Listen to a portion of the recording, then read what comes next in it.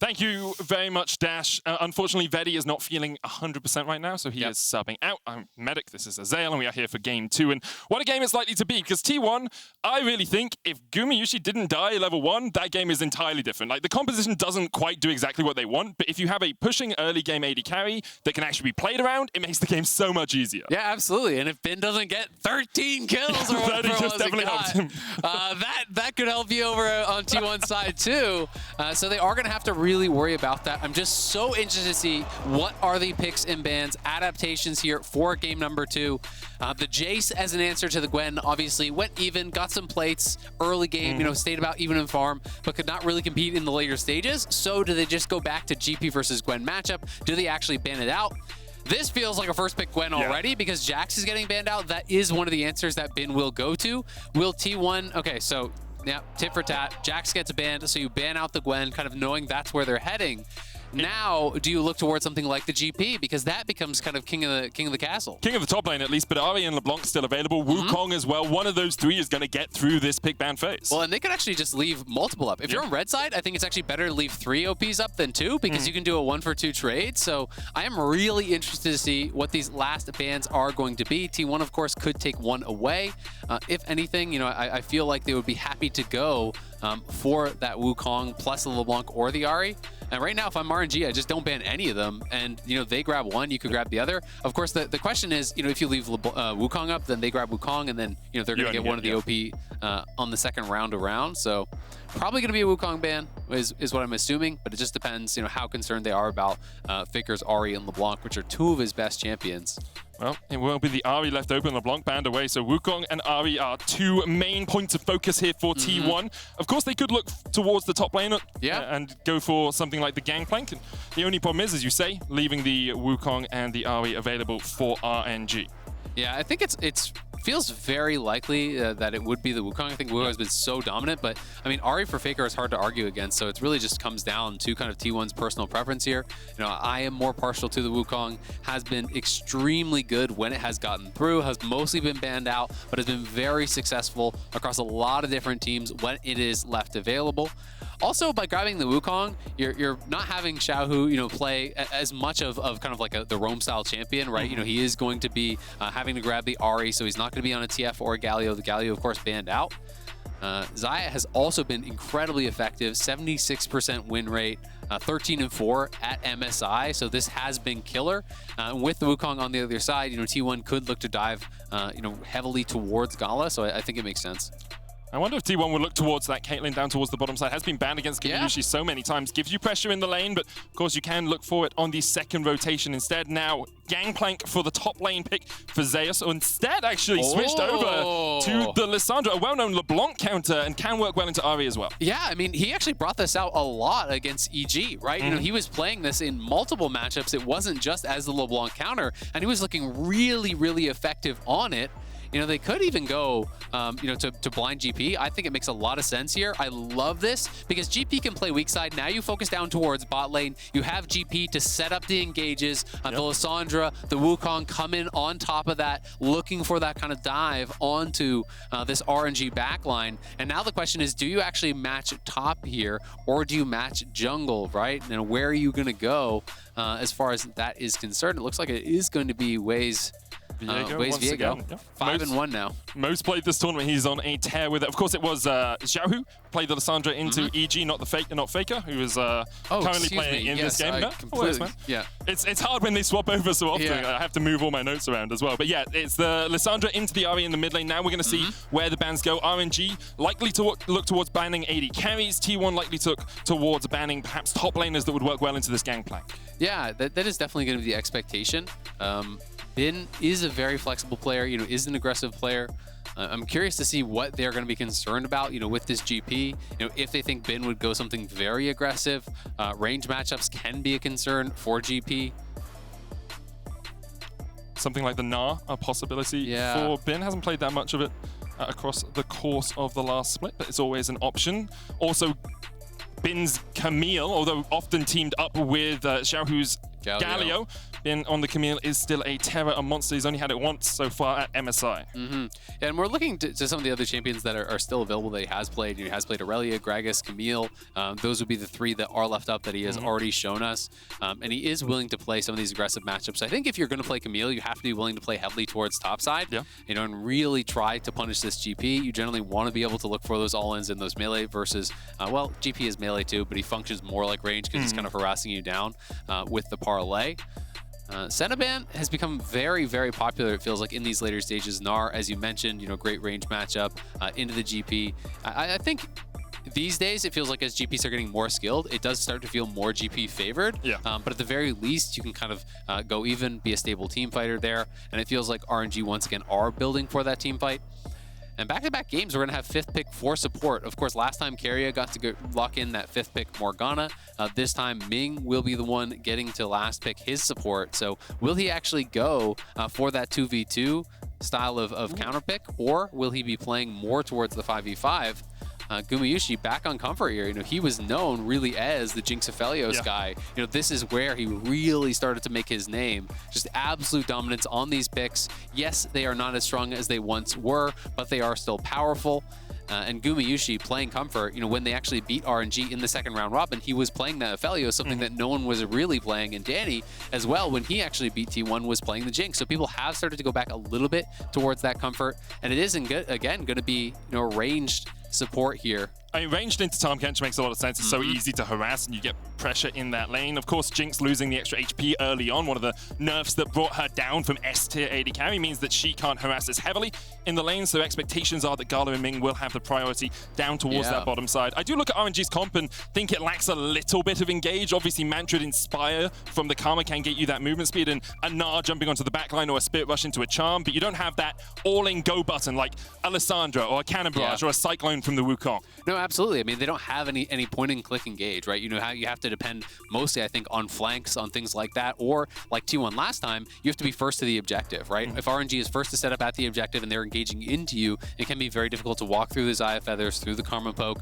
But if RNG, can get ahead, there is the ability to actually play through sides, to look for dives. That's something that they really, really aggressively do enjoy.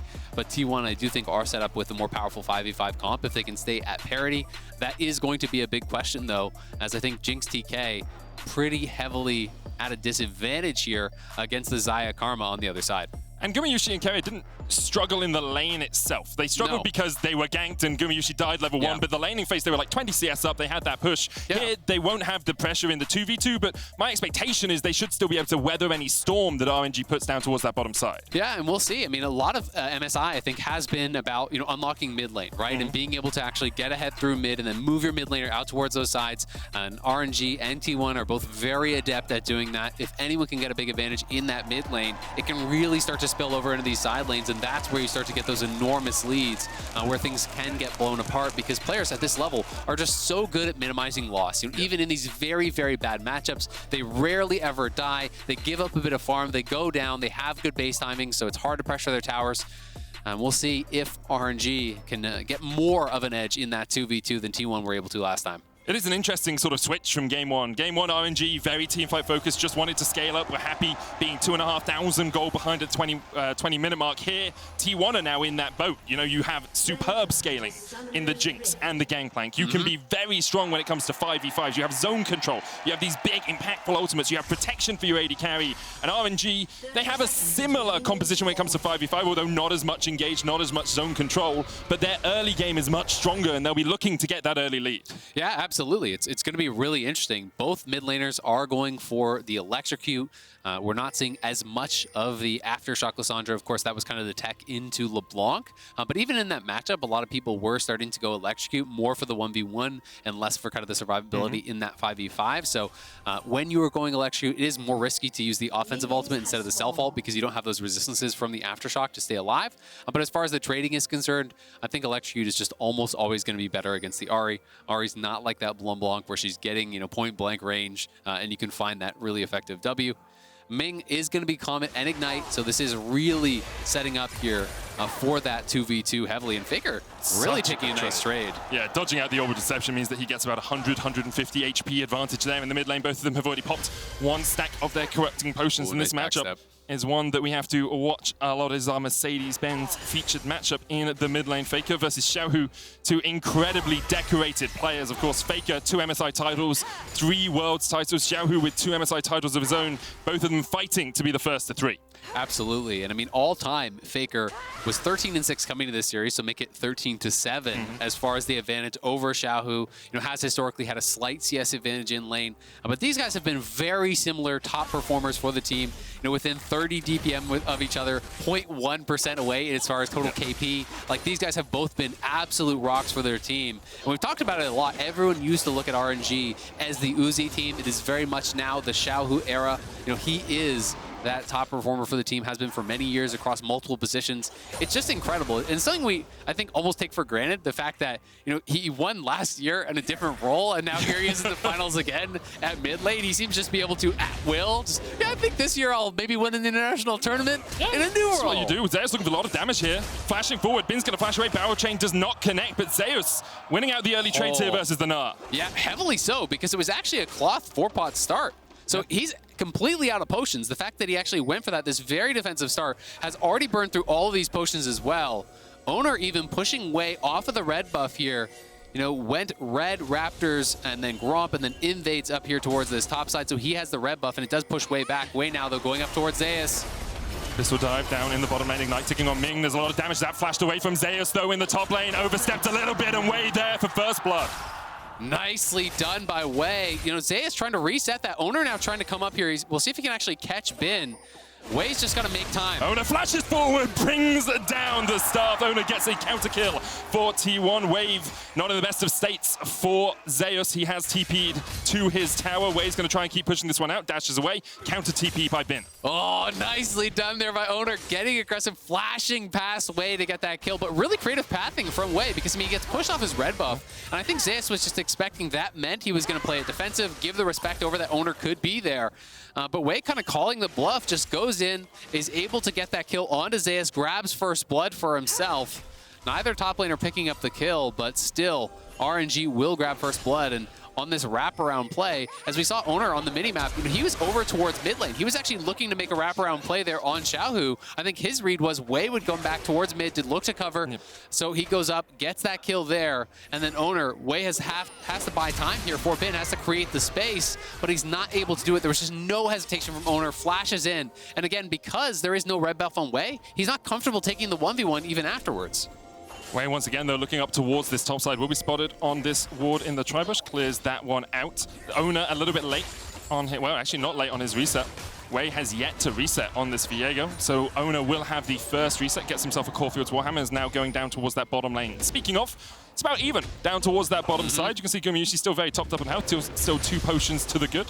Yeah, I mean, absolutely. We got to see T1, and we were talking about a lot about top lane, but they got the flash and the ignite off of Ming, right? And creating that amount of pressure now means that Ming has got to play this 2v2 a lot more defensively, so it's a huge win for Keria and Gumayusi.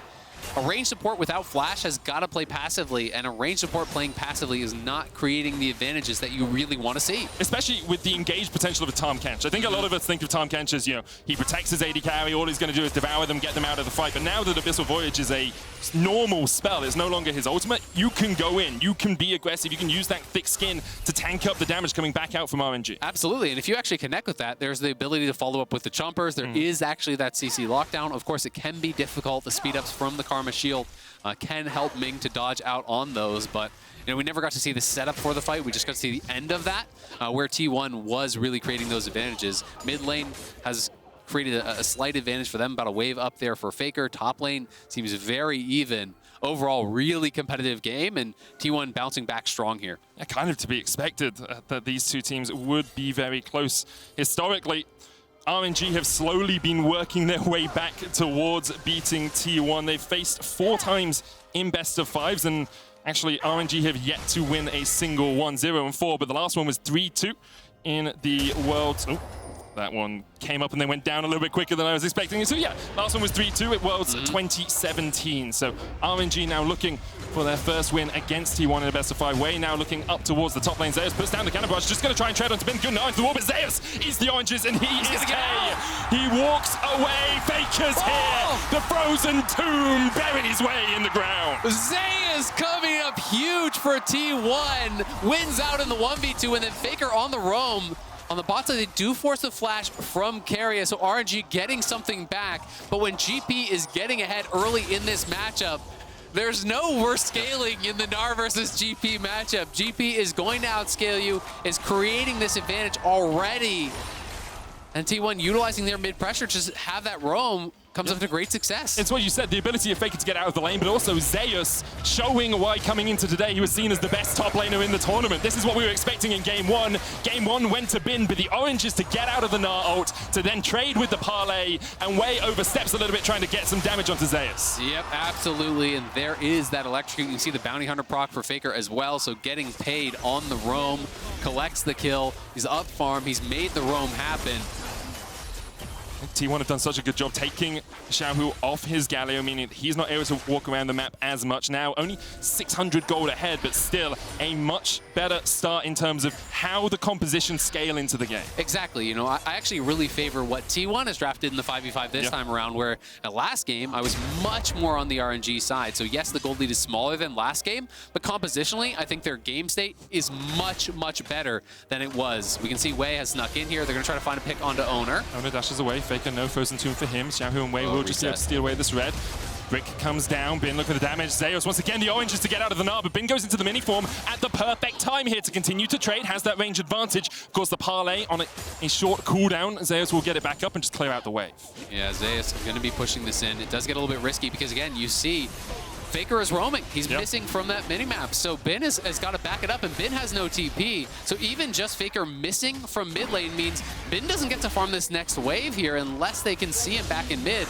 He's just going to have to give it up, take a poor recall, while T1 do collect another Herald here. That is really good for them because Zeus may even be able to grab another plate on top. Yes, RNG take a dragon on the bottom side, but this is going to be minions denied, the advantage getting bigger here, and if he can take down another plate, Herald means potentially full first tower. This is so much more what we expected from T1. The early game, giving up the dragon, making sure you get the Herald, winning out in your lane state on that top side, and now getting this lead and slowly progressing it. Losing the dragon isn't a big thing for them. They are much more a Herald-focused team. In fact, they've only lost 3 of the first Heralds in any of their games throughout the entirety of MSI. Yeah, absolutely, and they still have yet to lose a first tower, which I just think is ridiculous.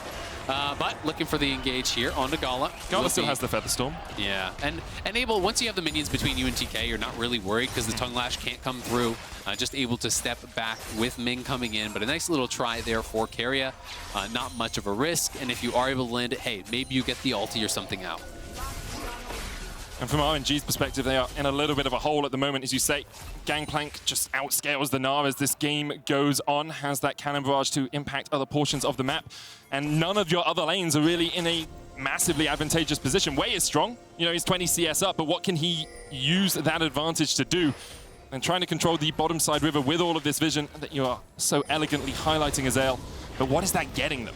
Well, I mean, it's allowing them to actually have push more safely, right? Because as we saw, every time FLICKR leaves mid, Bin has to back off. Towards bot side, they have a lot more vision coverage, so they can feel more comfortable to be pushed up as they are to this tower, right? If you don't have that line of wards, you've got to play much more defensively. You've got to play with much more respect to the fact that these roams and ganks could be coming in. And they know, drafting for this karma, they need to be creating advantages. They want to be pushing, trying to farm plates here, and that is exactly what they are able to do right now. I do wonder if Oner is going to make a beeline for the bot lane and just try and get this Rift Herald down for some extra gold into Gumayusi's pockets. He's only about 300 gold behind now. FLICKR 700 ahead in the mid lane.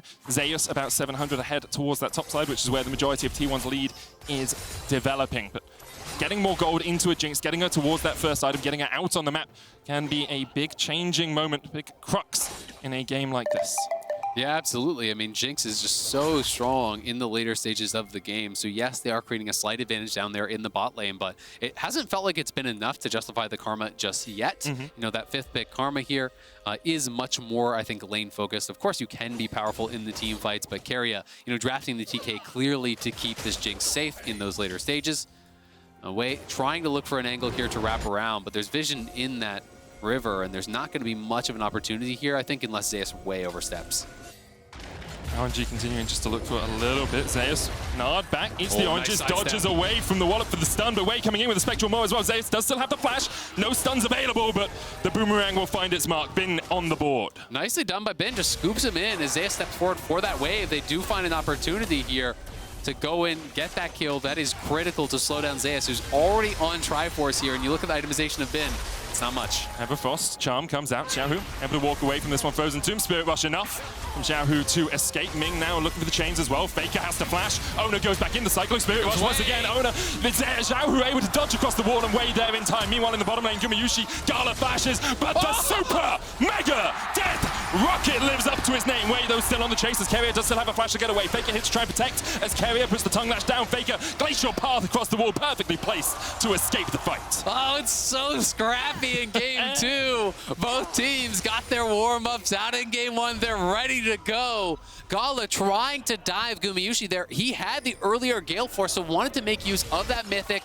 And he's looking for the play on the bot side. And when you do have Mythic to no advantage, you almost always want to look for these aggressive plays here. He lands the root, and Gumayusi flashing back, proccing the heal there with the fleet footwork, and then has the spacing to land the ulti there onto the Xayah. Really well played, and so frustrating for GALA because it looked like he had him dead to rights. Yeah, that single auto attack leaving him on about 10 HP. GALA would have thought that he had that one. Zeus though, good little remove Scurvy there to escape. Parlay, Cannon Barrage, Bin's already flashed. Oh. Bin, he's on the edge. He's on the edge of it. Zeus walks in, blap, blap. Zeus takes the kill. Ah, you're between a rock and a hard place right there. Zeus knocks him down with the pistol. And gonna have the push here. Bin does have TP, but at the same time, T1 pushing on the other side of the map. This is the T1 we have come to expect. Wei flashing, Heartbreaker.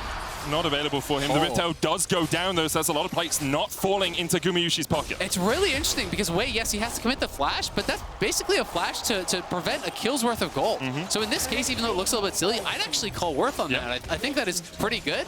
What is unfortunate is that a full tower farmed up there by Zeus. Solo gold on the first tower. Look at the discrepancy between those top laners. 2,000 already for Zeus. He is off to the races, and FLICKR up 1K in mid lane. That is the big concern here. T1 solo laners are just looking unstoppable in this one. 2,000 gold the lead for T1 as we get towards that 14-minute mark. And although RNG have been in this position before, 2,500 gold behind on average in their LPL finals, which went to all 5 games against TES. FLICKR and T1 have so often shown us how you snowball a game from this position. Early game lead, strong composition, good scaling, you get 2 items, and you just demolish the enemy team. It's going to be really, really hard, I feel like, for RNG. It will take some incredible plays, you know, from Xiaohu and GALA in particular, because Bin is put so far down, he's never going to be relevant in the 1v1 unless they can find some way to get multiple picks off on Zeus. Zeus, excuse me. So a lot of pressure now on these RNG carries to really make things happen here. And we'll see if they're able to do that. But T1 are just better set up for success in this. Their 5v5 is looking better. Their early game, they have a 2,000 gold lead. RNG's lone advantage really is the 2 dragons. So I'm curious to see if they're going to be willing to just hard commit and fight this next dragon. Is a Hextech soul as well. A very powerful soul, probably the strongest in the game. The gates, of course, give us a little bit of joy as we watch the players tunnel through them. Second Rift Herald, though, secured by T1. Unless Wei does something miraculous, he's backing, so he's not going to be here. T1 will get the second Herald. They have a 2,500 gold lead, and now RNG are left looking for answers. You have to expect the next dragon will be the play. Whether RNG decide to contest is a question for another day. Exactly. I mean, the question is, do you give up this next dragon here and potentially your soul stacking condition to try to trade for gold on the other side of the map? Because T1 are pressing heavily. This mid lane tower is dead to rights. All of T1 is in the area here. FLICKR first to move as well, so Xiaohu's going to have to take a very long way around if T1 decides to continue their advance. Rift Herald will fall though, so T1 call off the battle in the mid lane. Yeah, FLICKR just playing bodyguard there, you know, blocking out Xiaohu, and now, oh, nice little sidestep. Both players battling back and forth here. FLICKR taking the claw in, trying to threaten Xiaohu and force out the ulti, knowing the Oner is in the area. But both of these mid laners know exactly what the other is doing, and it's kind of this back and forth game of cat and mouse. You know, FLICKR having that defensive position around mid lane, then Xiaohu trying to take one of his own down here towards bot lane and create these slight advantages. It's been a back and forth between the two of them for so long. Worlds 2016, 2017, both of them were there. FLICKR constantly coming out on top, and now it seems like it's Xiaohu's time to shine. MSI title last year, Charm comes out, Glacial Path. The Charm was through the entire duration of the Glacial Path, so FLICKR couldn't take it, but a good Everfrost will mean that he manages to escape with his life. Nice little attempt from Xiaohu. You've got to look for those sorts of plays when you are losing control in a game. Wei now trying to get coverage here. They have delayed the base from FLICKR quite a lot. His TV's not quite up. But Oner is down here. You can see Keria moving down as well. They don't want to give up this tower for free, trying to keep the gold advantage in their favor prior to this next dragon, knowing that from T1 side, you pretty much have to fight this third dragon, it feels like, and they're in a great spot to do so. They want to make sure that their item completions are much better, as FLICKR's looking for an aggressive play. Looking for Wei and Ming, is going to go the long way around. Tower does still stand here, though, so Wei and Ming know they have the safety of that structure. Oner steps forward, puts the control ward in the bush, and decides against going further. So he's using the S move thing here. I quite like it on Wukong, because when you press S, your character just stops. But with Wukong, when you go into your decoy as well, the character model does the same thing. So he's trying to bait the fact that he's using his decoy in case anyone has vision on him. And RNG then have to respect the fact that he could be jumping onto their faces. And I was going to say, you know, you're not going to see something like that in pro play, but then we saw the FLICKR flash in the bush yesterday. Which was absolutely crazy. So you can never put it past them to pull off these plays, man, you know, at this level. Best players in the world right now on the MSI stage. It's not too surprising that they are pulling out all of the stops, Azael. And this game has been defined by T1 coming out on top of a lot of those small battles. Zeus, especially in the top lane, having a stellar performance, much more like the Zeus we saw against G2 yesterday and through the MSI Rumble stage. Absolutely. Already has that collector completed. You know, some people were critical of the more kind of bruisery, split pushy style of builds. Most people are more of a fan of Triforce into crit. And I'm kind of expecting him to continue down that path. We'll see if he diverges, but you can just complete a Zeal item, go your IE as the 4th, and you can become incredibly threatening towards those later stages. You know, one crit GP barrel can absolutely change a game. As Bin knows all too well. Yes, he does. Yes, he does. Players on both pain. So much pain. Players on both sides who've caused European fans pain in the past. As FLICKR looks to try and cause Xiaohu some pain in the bottom lane. Cleanse away there from the Frozen Tomb. Keria here for a little bit of help, but with both the towers still remaining and the Charm going wide, both the teams will call off their advance. Super Mega Death Rocket, where's that one going? I've seen Prey hit these with an arrow, not with a rocket, and this one goes just a little bit wide. Not quite able to connect. Would have been really nice right before this spawn of this dragon here. And we'll see what the resets do look like for RNG. They're resetting very late. You can see Bin's heading out towards top, and Mega is expiring. So I don't think they're even going to contest this. I think it will just be a T1 Dragon, and RNG will try to get some gold back on the map. But the problem is they don't have their waves really set up to do so. You know, you look at the waves, it's already pushed in all the way up here from T1. T1's pushing in mid. You know, bot is pushing in as well. There's not really anywhere that RNG can go to grab a free tower. You know, should be able to get back towards that top side pretty quickly to defend this if they want. You know, Zeus could even commit his ult towards top side to defend that tower and take out the mini wave. Pistol Voyage going down, they're looking for Ming. He flashes. Cannon Barrage was an option. Super Mega Death Rocket still on cooldown, so they don't know if they had enough damage for the full follow-up. As you say, the Cannon Barrage from Zeus could just go down towards that top lane, although T1 might want to save it for the next possible fight, and it looks like that's what they're going to do.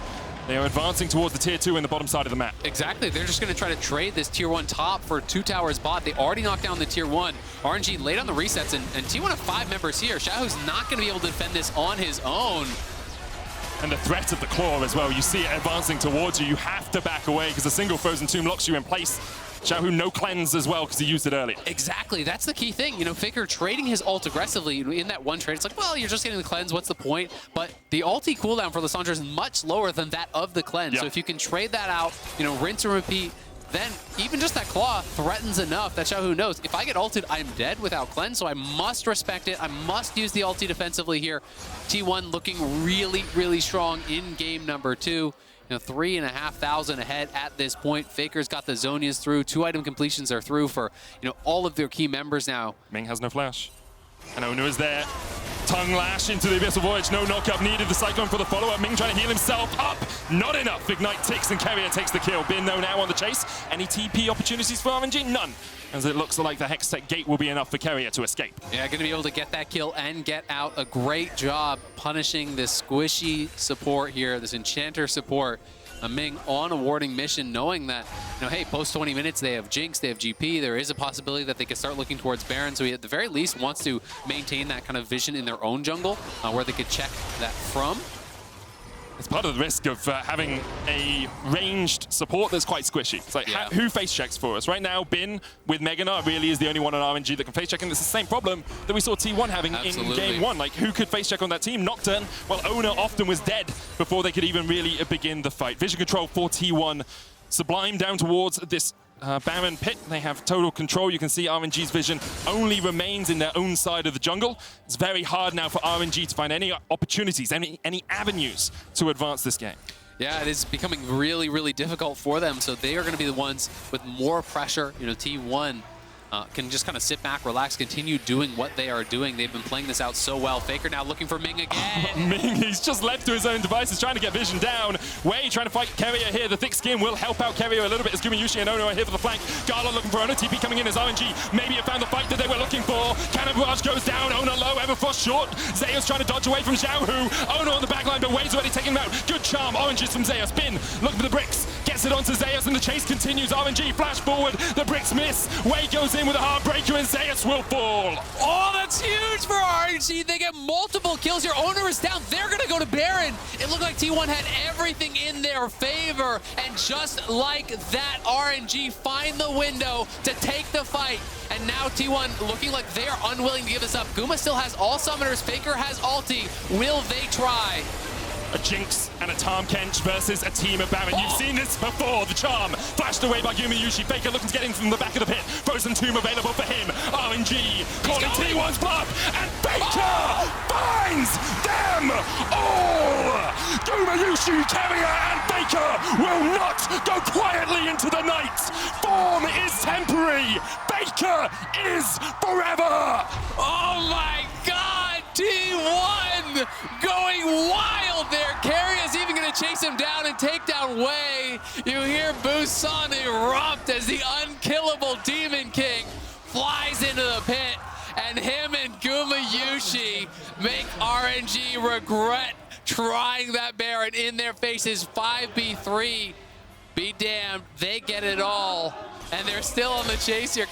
All right, oh, wait. All right, okay. Yeah, we see you, Wei. Good escape, keeps the jungler up, means that Baron is a little bit harder for T1. Of course, the Hextech gates mean, oh, Baron's already taken. Actually, RNG did secure it in the middle of the fight. I was so focused on the kills. It harder to take. It makes it a lot harder, you're right. Way harder. Yeah, RNG get at least one Baron out alive. Yeah. So Wei can buff up those minions, but now T1 making a beeline for the other side of the map. Dragon up in 30 seconds time. The rich get richer though. You look over at T1 side, third items now coming through here. LDR for Zeus, or Zeus, I keep saying that.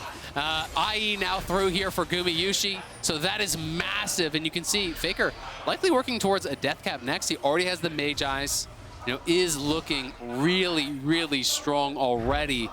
Do RNG start this up on spawn? That is the big question. TP behind? Oh no, it's TPO to the other side, yeah. Doesn't want to get flanked. RNG flanked so well in game 1. T1 though, 4,500 gold ahead. Won the last fight. FLICKR and Oner looking for a position to get onto this backline. What have we got in terms of ultimates and flashes? GALA and Ming both have their flash. Gumayusi none, Keria none, FLICKR none. No one on T1 has that summoner spell. Bin looking to try and get on towards that backline. Xiaohu goes forward. The charm's going to connect. Great devour from Keria. Once again in the right position. FLICKR pops the Frozen Tomb in the midst of RNG. Rooted up. There's the stopwatch. Heartbreaker in by Wei. The Cyclone onto the backline. Glacial Path for the follow-up. The Super Mega Death Rocket once again lives up to his name. Gumayusi with a triple in the river. And they're going to push down mid. They're going to potentially look to try to end here. Forget the dragon. T1 racing towards that mid lane. They want to tie this series up. T1 heard you talking smack in game one, and they came back with a haymaker. RNG could do nothing in the early game, could do nothing in the mid game, and when they did something, they were slapped back into the dirt. T1 advancing for these Nexus towers. 1-1 in their eyes. Busan erupts as T1 look to make RNG pay for their hubris. FLICKR still alive. Ming tries to take him down, but he's unkillable for a reason. 1-1 in the MSI finals. 8-0-2 from Gumayusi, stepping up huge in the team fights. T1 looking so strong in game number 2. I love the draft. Zeus was incredible in the early stages, finding even the 1v2 kill, escaping. FLICKR, it felt like, was everywhere on the Lissandra, taking a page out of Xiaohu's book. What he used against EG looked very, very effective here. But man, what a crazy game. It comes down to the huge moment around the Baron where, RNG, it felt like had been getting choked out for so long. They find a couple picks and you're saying, oh my God, they're actually going to turn this game around. They're going to get the Baron. It's 5v3, but then FLICKR with the perfect engage and Gumayusi with the perfect follow-up wipes them off the map, and really that wiped out the rest of their hopes for that game.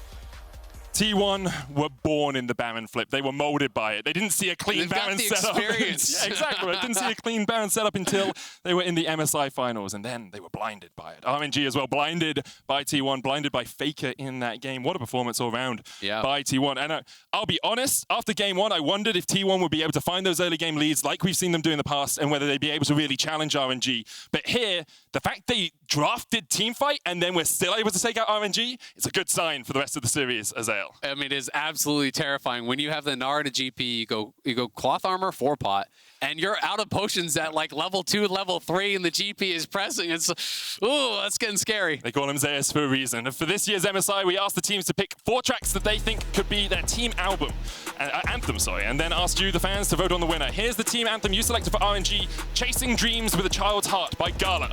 Listen to all the team anthems on the official MSI 2022 playlist on Spotify.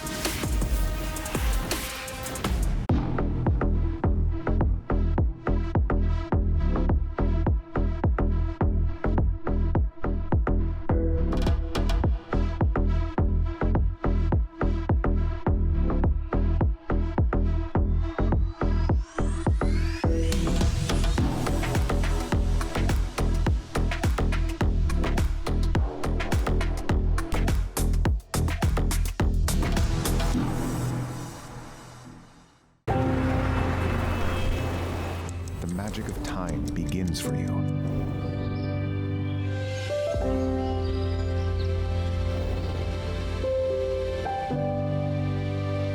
At your fingertips, time blooms and unfolds beyond boundaries. This is a city born to be with you, Busan.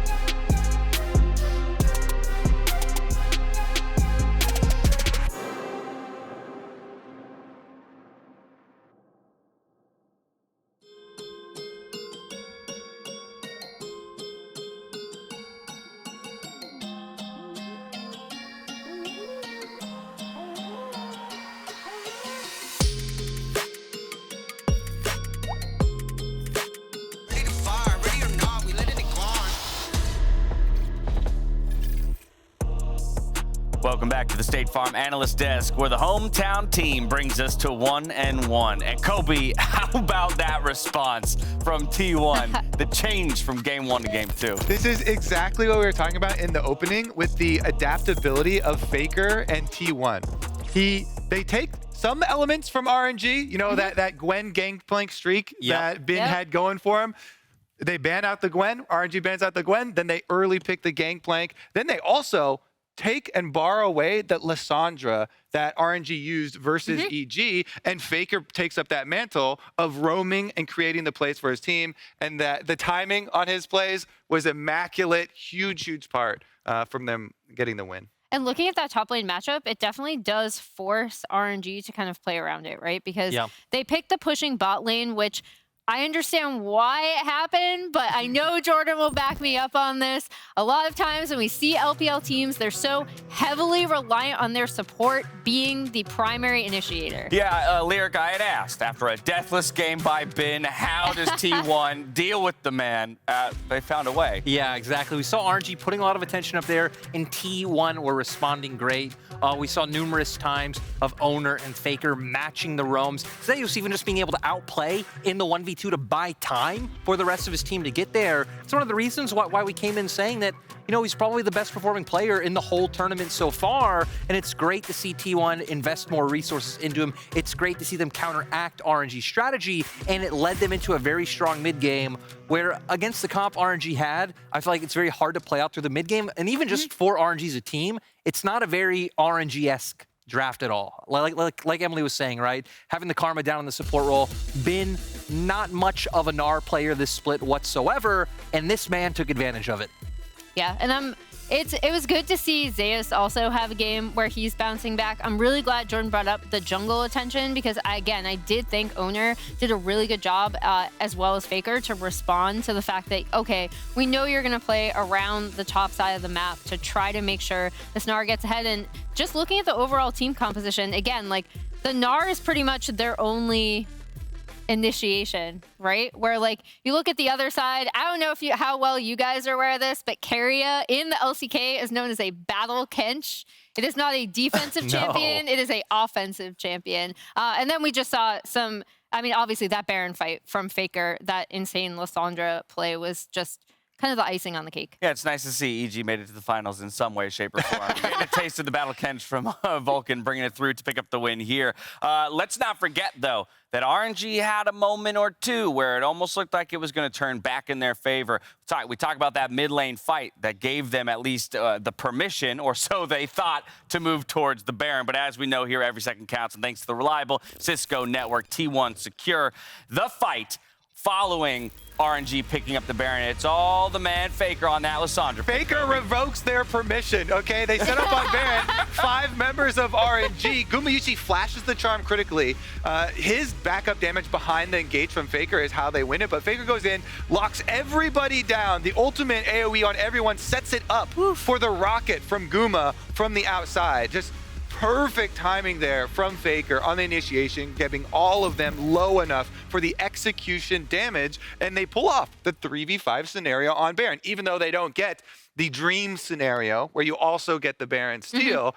They're still able to use that gold and chasing way off the map to further advance their map movement. Yeah, we don't get the Baron, but I'll take 4 of my opponents dying in the span of 0.3 seconds. That's going to feel good. And again, it just speaks to the playmaking potential of FLICKR. It speaks to the carry potential of FLICKR, regardless of the type of champion he's on. That's the veteran experience that we talk about when we talk about FLICKR, right? Is understanding what he has to do on the given champion to carry. And it's not always going to be picking up the kills. In this case, it was Guma, but he's setting up for those kills. Yeah, and actually, I kind of want to highlight Guma for a second, because I like that we're still seeing him keep the trend of, like, going back to champions that he is more comfortable on, champions he had more success with in the LCK. And again, he had a beautiful scoreline. Almost all of it was set up for him. Very easy in terms of, like, the front-to-back setup, since RNG don't have a way of hitting him. But he always was positioning as aggressively as he could, getting the autos in, finding the resets, and it helped lead T1 to such an easy victory. So we're even up, right? Neither of these teams had taken a loss in their semifinal, and now they've traded wins back and forth as we play through the final moments and the final fight in this game. I kind of want to talk about where we stand now in evaluating these two teams in this series. Yeah, T1 bouncing back so heavily. That play right there was so beautiful, though. You know, FLICKR with the self-ult into stopwatch, baiting the Viego ult down, and then just causing them to run through it. I think T1 in this game really flexing their versatility and their adaptability in the best of 5 is a huge part for the bounce back for this series, because they utilized a lot of components that RNG have stuck to the entire tournament long. So that's why it looks so good now. And I didn't mind them bringing out the draft they did in game 1, right? Because you might as well try it. Like, you might as well be like, you know what, can we do this super heavy, like, push lane, you know, snowball the early game to the point where, like, you know, RNG can't respond. But, you know, reminder, they're also really, really strong at team fighting, and they can match RNG there. So then it just becomes about who's going to be controlling that mid-game vision and responding to cross-map plays. I'm going to assume, although I can wait for confirmation as well, side selection with being in RNG's choice this time around, that they'll hop back to blue, as that's been the winning side so far. Do you think then, Lyric, that the priority still has to be around securing Bin, his champion first and foremost, his matchup, before we fill out the rest of the draft? I don't necessarily feel like that has to be the go-to. I feel like for RNG, the thing I just want to see more of is just having engage in your draft, whether it's coming out through jungle, mid, or support. I feel like those are the guys who really start off the fight for RNG. They're the ones who, once we get into the mid-game, give them the options to be able to come back into a game.